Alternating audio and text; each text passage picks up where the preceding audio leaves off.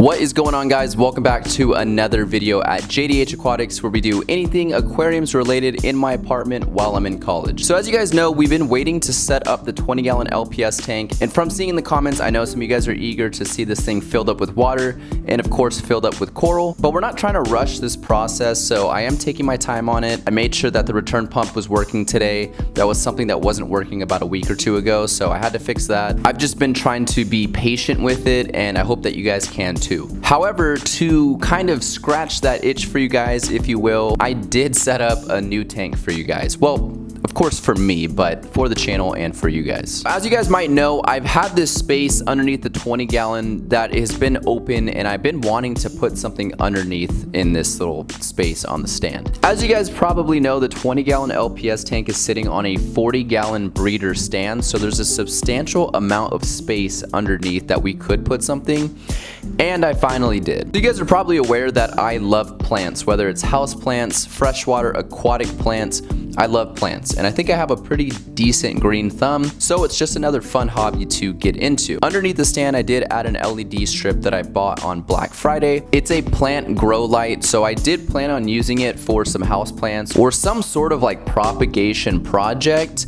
I wanted something to do with plants underneath. That's pretty much my whole point. However, of course, you guys know that we love reef tanks here. I say we do anything aquariums related. However, I only have reef tanks to show you guys right now. To kind of combine both of my loves, reef tanks and plants, I figured the only reasonable thing to do was to add a third reef tank to the room. And in that tank, we're gonna be doing macroalgaes or plants. I'm gonna quit talking. I'm going to take the camera and just show you guys the tank. And then of course, I'll talk along with it, but it's not much to look at. It is just kind of like a placeholder or filler tank, if you will. But I do have a couple pieces of macroalgae in it. I'll tell you guys the plans for the future on the tank, and yeah, we'll just kind of have a little look at it. And it's something new for you guys to check out. Right here up top, we've got the soon to be set up 20-gallon LPS tank. And underneath, we had this space that we needed to fill up with something. And that's what we got right here, is the 3.7-gallon pico macroalgae tank. Let's go over lighting first, because this is kind of initially what started the tank and the idea of what to put underneath here. So this is the 2-bar grow light LED strip I got from Harbor Freight. It's an 18-watt fixture. It's about maybe 1.5 feet off of the surface of the tank, but this is intended to grow vegetables and other sort of plants, so it should be good at growing macroalgae. I knew I wanted to do something with plants under here regardless, so we've got this light recessed underneath on the stand. If you are new here, I'll break down kind of this setup that we've got. This is a 40-gallon Imaginarium breeder stand, so that's what the 20-gallon LPS tank is sitting on, kind of what I was talking about a little bit earlier. I did have to get some wood from Home Depot, and I got this cut and painted, or I painted it myself, but I got it cut at Home Depot. And I did the same exact thing down here, because underneath this plank of wood, it's just open. So I needed something the tank could sit on, and that's where we went to Home Depot and got this wood cut out, and then just simply painted it black. That's what the tank sits on. It's lit by this LED grow light up top. Let's go ahead and jump into the tank and talk about some of the basic equipment that we got going on. So I said basic equipment, but it's really only one thing. We've got a return pump on the left side there that's just circulating the water and doing the filtration. And then of course we've got the light up top, but those are the only two pieces of equipment that are running for this tank. But the only thing that's actually in the tank itself is a CJ 80-gallon per hour pump on the left side. I've got the stock return pump here, and this did me well for the couple of years that I had the tank set up. However, recently when I just tried to get this tank set up, the pump stopped working on me. So I had to go to Petco. Again, I don't really like to support them that much, but for dry goods, it's not the worst store. And they had a CJ SICCE.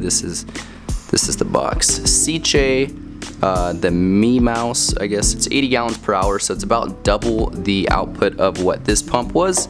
And we've got it at full max, and that is what we're using for the return pump, as well as all the flow inside of the tank. It's gonna be kind of hard to see, but for filter material at the very bottom, we've got some beneficial bacteria that was stored In my 38-gallon reef tank, it was just some biomedia that we had sitting in the all-in-one chamber here.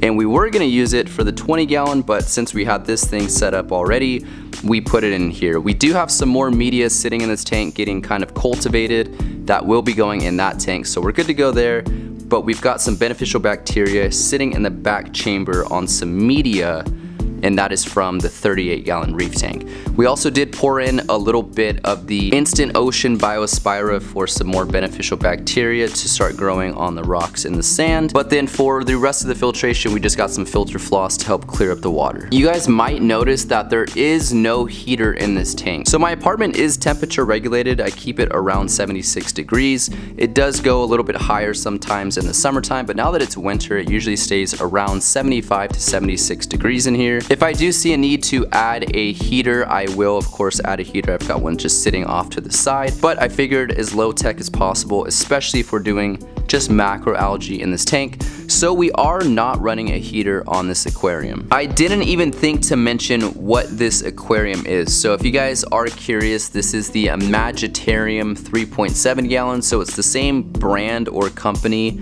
that this stand is, but it's an Imagitarium 3.5 gallon or 3.7 gallons.